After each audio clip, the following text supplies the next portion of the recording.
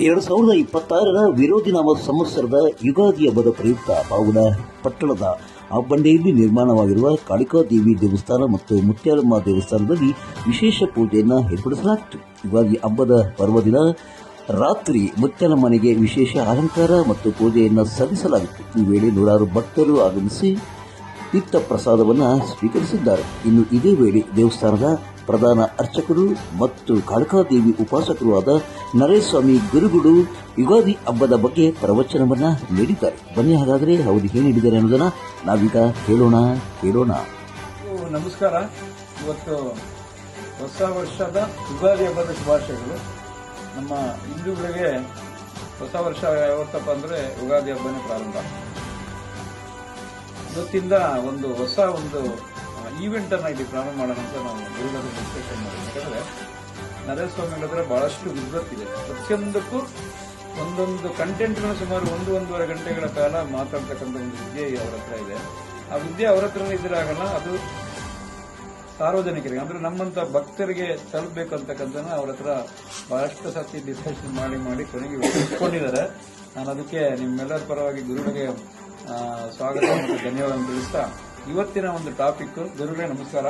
ಯುಗಾದಿ ಹಬ್ಬ ಏನು ವಿಶೇಷ, ಏನು ಹಬ್ಬ ಅಂದ್ರೆ ಏನು, ಯುಗಾದಿ ಅಂದ್ರೆ ಏನು, ಅದರ ಬಗ್ಗೆ ಮಾತಾಡಿ ಅಂತ ನಾನು ನಿಮ್ಮಲ್ಲಿ ಎಲ್ಲರ ಪರವಾಗಿ ಮನವಿಯನ್ನು ಮಾಡ್ಕೊಳ್ತಾ ಇದ್ದೀನಿ. ಓಂ ಶ್ರೀ ಮಾತ್ರೆ ನಮಃ. ನಾವು ಇವತ್ತು ಹೊಸ ವರ್ಷಕ್ಕೆ ನಮ್ಮ ಭಾರತೀಯ ಸನಾತನ ಧರ್ಮದ ಪ್ರಕಾರ, ನಮ್ಮ ಕ್ಯಾಲೆಂಡರ್ ಪ್ರಕಾರ ಇವತ್ತು ಅಂದ್ರೆ ಯುಗಾದಿ ಹಬ್ಬ ಇವತ್ತು ನಾವು ಹೆಜ್ಜೆ ಇಟ್ಟಿದ್ದೀವಿ. ಯುಗ ಆದಿ, ಯುಗ ಅಂದ್ರೆ ಪ್ರಾರಂಭ, ಆದಿ ಅಂದ್ರೆ ಬ್ರಹ್ಮ ಇವತ್ತೇ ಪೆನ್ನು ತಗೊಂಡು ಬರೆಯಕ್ಕೆ ಸ್ಟಾರ್ಟ್ ಮಾಡಿದ್ದಾರೆ. ಏನಂತ ನಮ್ಮ ಹಣೆ ಬರಹಗಳೆಲ್ಲ, ಅದನ್ನೇ ನಾವು ಯುಗಾದಿ ಅಂತ ಕರಿತೀವಿ.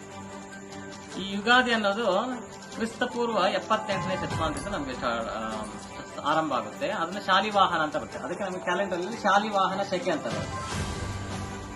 ಆವಾಗಿಂದ ನಾವು ಯುಗಾದಿ ಹಬ್ಬನ ಇದು ಮಾಡ್ಕೊಂತ ಬಂತೀವಿ. ಇವಾಗ ವೆಸ್ಟರ್ನ್ ಕ್ಯಾಲೆಂಡರ್ ಅಲ್ಲಿ ಜನವರಿ, ಫೆಬ್ರವರಿ ನೀವೆಲ್ಲ ಏನ್ ಹೇಳ್ತೀರಿ, ಅವು 12 ದೇವತೆಗಳವು ಬ್ರಿಟಿಷ್ ಅವರವು, ಅವು ನಮ್ಮವಲ್ಲ.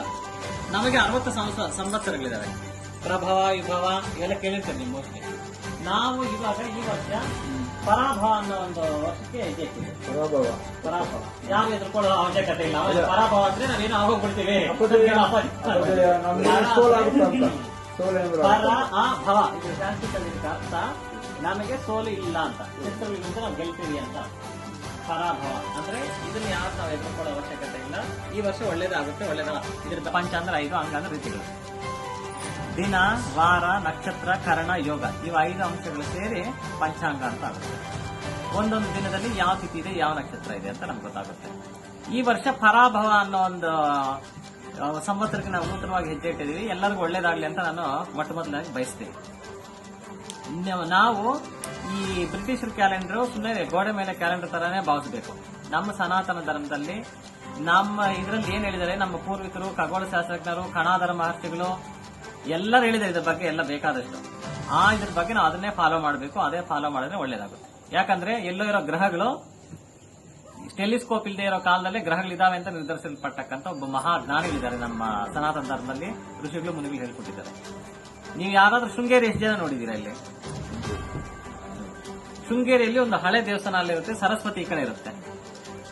ಆ ಶೃಂಗೇರಿ ಹತ್ರ ಒಂದು ಮಠ ಇದೆ, ದೇವಸ್ಥಾನ ಕಾಣಿಸುತ್ತೆ.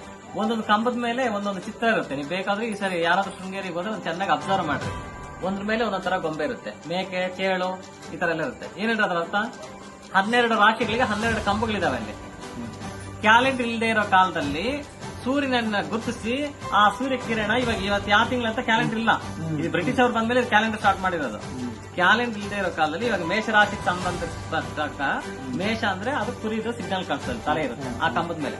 ಕರೆಕ್ಟ್ ಆಗಿ ಸೂರ್ಯ ಆ ಮೇಷ ಕಂಬದ ಮೇಲೆ ಬರುತ್ತೆ ಕಿರಣ. ಅವಾಗ ಇವತ್ತು ಮೇಷರಾಶಿ ಅಂದ್ರೆ ಹಾಗೆ 12 ರಾಶಿಗೆ 12 ತಿಂಗಳು ನಮ್ಗೆ ಇದಿರೋದು. ನೆಕ್ಸ್ಟ್ ಬಂದ್ಬಿಟ್ಟು ಚಂದ್ರ. ಇವಾಗ ನಾವು ಮಾಸಗಳಂತ ಹೇಳ್ತೀವಿ. ಇವಾಗ ನಾವು ಚೈತ್ರ ಶುದ್ಧ ಪಾಡ್ಯಮಿ ದಿನ ಇದು ಪಂಚಾಂಗ ಸ್ಟಾರ್ಟ್ ಆಗುತ್ತೆ ಅಂದ್ರೆ 1ನೇ ತಾರೀಕು ಅಂತ ನಮ್ಮ ಪ್ರಕಾರ. ಬ್ರಿಟಿಷರ ಪ್ರಕಾರ ಇವಾಗ ಜುಲೈ ಅಂದ್ರೆ ಅವ್ರಿಗೆ ಜೂಲಿಯಸ್ ಅನ್ನೋ ಒಬ್ಬ ಇವನವನು, ಅವ್ರ ರಾಜ, ಅವನು ಬ್ರಿಟಿಷರ್ ರಾಜ.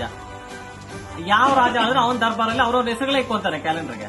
ನಮ್ಮ ಧರ್ಮದಲ್ಲಿ ಹಂಗೆ ಯಾರ ಹೆಸರು, ಮನುಷ್ಯನ ಹೆಸರು ಬರಲ್ಲ. ಆಗಸ್ಟಿಸ್ ಅನ್ನೋನೊಬ್ಬ ಇವನಿಂದ ಆಗಸ್ಟ್ ಅನ್ನೋದು ಅವ್ನು ಇಟ್ಕೊಂಡಿದ್ದಾನೆ. ಇದು ನಮ್ಗೆ ಆತರ ಬರಲ್ಲ. ಚೈತ್ರ ಶುದ್ಧ ಪಾಡ್ಯಮಿ ಅಂದ್ರೆ ಚೈತ್ರ ಶುದ್ಧ ಪಾಡ್ಯಮಿ ಶುಕ್ಲ ಪಕ್ಷ 1ನೇ ದಿನ.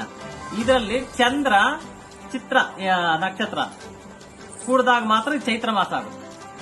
ನೆಕ್ಸ್ಟ್ ಮೇ ತಿಂಗಳಲ್ಲಿ ನಮಗೆ ವಿಶಾಖ ನಕ್ಷತ್ರ ಸೇರಿದಾಗ ಚಂದ್ರ ಶುಕ್ಲ ಪಕ್ಷದಲ್ಲಿ ವೈಶಾಖ ಸ್ಟಾರ್ಟ್ ಆಗುತ್ತೆ ನಮಗೆ. ಕರೆಕ್ಟ್ ಅಲ್ವಾ? ಇದು ನಮ್ಮ ಪಂಚಾಂಗ, ಇದು ನಮ್ಮ ಕ್ಯಾಲೆಂಡರ್, ಇದು ನಮ್ಮ ಇದನ್ನ ನಾವು ಪಾಲಿಸಬೇಕು, ಪರಿಪಾಲಿಸಬೇಕು. ನಾವು ಇದನ್ನೆಲ್ಲ ಸನಾತನ ಧರ್ಮದಲ್ಲಿ ಏನ್ ಹೇಳಿದ್ದಾರೆ ಅದನ್ನೆಲ್ಲ ನಾವು ಉಳಿಸಬೇಕು ಅಂತ ನಾನು ಬಯಸ್ತೇನೆ ಇವತ್ತಿನ ದಿನ.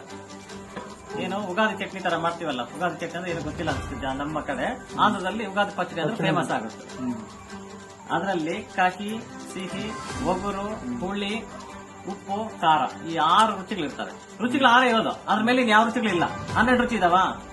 ಇಲ್ಲ, ಪ್ರಪಂಚದಲ್ಲಿ ಯಾವ ಇಲ್ಲ. ಇದು ಪ್ರಕೃತಿ ದತ್ತವಾಗಿ 6 ರುಚಿಗಳು ಬಂದಿದೆ. ಈಗ ಉಪ್ಪು ಅಂದ್ರೆ ಲವಣಾಂಶ ಅಂತ, ಇದೆಲ್ಲ ಮಿಕ್ಸ್ ಮಾಡಿ ಚಟ್ನಿ ಟೈಪ್ ಮಾಡಿ ಇದನ್ನ ಇವತ್ತು ಸೇವಿಸಬೇಕು ಅಂತ ಹೇಳಿದೆ. ಯುಗಾದಿ ವಿಶೇಷನೇ ಇದು. ಇದು ಮಾಡ್ಬೇಕು ಪ್ರತಿಯೊಬ್ಬರು. ನಮ್ಮ ಕಡೆ ಮಾಡ್ತಾರಿಲ್ಲ ನನಗೆ ಗೊತ್ತಿಲ್ಲ, ನಾವು ಮಾಡ್ತೀವಿ. ನಮ್ಮ ಕಡೆ ಬೇವು ಬೆಲ್ಲ ಅಂತ. ಬೇವು ಏನಕ್ಕೆ? ಸೂಕ್ಷ್ಮ. ಅದು ಬೇವಿನ ಹೂ ಯಾಕೆ ಕೊಡ್ತಾರೆ ಯುಗಾದಿ ಹಬ್ಬಕ್ಕೆ ಅಂದ್ರೆ ಬಿಸಿಲಲ್ಲಿ ವಾತಾವರಣ ಚೇಂಜ್ ಆಗುತ್ತೆ. ವಾತಾವರಣ ಚೇಂಜ್ ಆದಾಗ ಈ ಹೊಸ ಹೊಸ ವೈರಸ್ ಬ್ಯಾಕ್ಟೀರಿಯಾ ಸ್ಟಾರ್ಟ್ ಆಗುತ್ತೆ. ಅದನ್ನ ಕೊಲ್ಲೋ ಶಕ್ತಿ ಬೇವಿಗಿದೆ. ನಮ್ಮ ಪ್ರಕಾರ ಬೇವು ಅಂದ್ರೆ ದುಃಖಗಳಿಗೆ ಸಿಗ್ನಲ್ ಅಂತ ಹೇಳ್ತೀವಿ ನಾವೆಲ್ಲ. ಕಹಿ ಅಂದ್ರೆ ಅಯ್ಯೋ ನಮ್ ಕಹಿ ನೆನಪು, ಕಹಿ ಘಟನೆ ಅಂತ ಹೇಳ್ತೇವೆ. ಆ ಕಹಿ ಏನೇ ಆಗ್ಲಿ. ನೆಕ್ಸ್ಟ್ ಸಿಹಿ ಸುದ್ದಿ ಅಂದ್ರೆ ಬೆಲ್ಲ. ಬೆಲ್ಲದಲ್ಲಿ ಐರನ್ ಸುಕ್ರೋಸ್ ಅಂತ ಇರುತ್ತೆ. ಆ 2ನೇ ಅಂಶ. ನೆಕ್ಸ್ಟ್ ಒಗರು ಅಂದ್ರೆ ಈ ಮಾವಿನಕಾಯಿ ಜಾಸ್ತಿ ಬಲ್ತಿರೋದಲ್ಲ, ಭಾರಿ ಎಳೆದು ಅಲ್ಲ, ಅದ್ರಲ್ಲಿ ಒಗರಾಗಿರುತ್ತೆ ಮಾವಿನಕಾಯಿ. ಇದರಲ್ಲಿ ನಮ್ಗೆ ಒಂದು ಅಂಶ ಇರುತ್ತೆ. ನೆಕ್ಸ್ಟ್ ಬಂದ್ಬಿಟ್ಟು ಉಪ್ಪಲ್ಲಿ ಸೋಡಿಯಂ ಅಂಶ ಇರುತ್ತೆ. ನಾವು ಈ ಬಿಸಿಲಿಗೆ ಸೋಡಿಯಂ ನಮ್ಮಲ್ಲಿ ಖಾಲಿ ಆಗುತ್ತೆ, ಎಲೆಕ್ಟ್ರಾನಿಕ್ ಪವರ್ ಕಡಿಮೆ ಆಗುತ್ತೆ, ಆವಾಗ ಈ ಉಪ್ಪು ಇದಾಗುತ್ತೆ. ನೆಕ್ಸ್ಟ್ ಹುಳಿ. ನಮ್ಮ ಜೀರ್ಣಕ್ರಿಯೆಯಲ್ಲಿ ವ್ಯತ್ಯಾಸ ಆಗ್ಬಿಟ್ಟಿರುತ್ತೆ ಇವಾಗ ಬೇಸಿಗೆ ಕಾಲ ಬಂದಾಗ. ಆ ಜೀರ್ಣಕ್ರಿಯೆ ಮಂದ ಆಗದಂಗೆ ಅದು ಚುರುಕುಗೊಳಿಸಕ್ಕೆ ಹುಳಿ ಆಗುತ್ತೆ. ಈ 6 ರುಚಿಗಳನ್ನ ಮಿಕ್ಸ್ ಮಾಡಿ ಒಂದೇ ಸಾರಿ ನಾವು ತಗೋಬೇಕು ಅಂತ ಹೇಳಿ ಆಗಿದೆ ಅಂತ ನೋಡಿ. ಇವಾಗ ಮಳೆಗಾಲದಲ್ಲಿ ಹೇಗಿರುತ್ತೆ? ಇವಾಗ ಯುಗಾದಿ ಅಂದ್ರೆ ಪ್ರತಿಯೊಂದು ಗಿಡ, ಮರ, ಬಳ್ಳಿ ಎಲ್ಲಾನು ಎಲೆಗಳ ಹಳೆ ಉದುರಿಸಿ ಹೊಸ ಚಿಗುರು ಹಾಕುತ್ತೆ. ಅಂದ್ರೆ ಹೊಸ ವರ್ಷನ ಹೊಸದಾಗಿ ನಮಗೆ ಕೊಡುತ್ತೆ. ಕಾಣಿಸುತ್ತೆ, ಕಣ್ಣಿಗೆ ಎಲ್ಲರಿಗೂ ಕಾಣಿಸುತ್ತೆ. ಅದ್ರೊಳಗೆ ನಾವು ಹೆಜ್ಜೆ ಇಕ್ಬೇಕು, ಅದನ್ನ ನಾವು ಇದು ಮಾಡ್ತೀವಿ. ಪಾವಗಡ ತಾಲೂಕಿನ ತಾಜಾ ಸುದ್ದಿಗಳಿಗಾಗಿ ನಮ್ಮ ಚಾನೆಲ್ ಅನ್ನು ಪಾವಗಡ ಪವರ್ ನ್ಯೂಸ್ ಒಂದು ಲೈಕ್ ಮಾಡಿ, ಸಬ್ಸ್ಕ್ರೈಬ್ ಮಾಡಿ, ಜಾಹೀರಾತು ನೋಡಿ, ಪ್ರೋತ್ಸಾಹಿಸಿ, ಬೆಂಬಲಿಸಿ, ಲೈಕ್ ಮಾಡಿ, ಶೇರ್ ಮಾಡಿ. ನಾನು ನಿಮ್ಮ ಸತ್ಯ ಲೋಕೇಶ್, ಸಂಪಾದಕರು ಪಾವಗಡ ಪವರ್ ನ್ಯೂಸ್.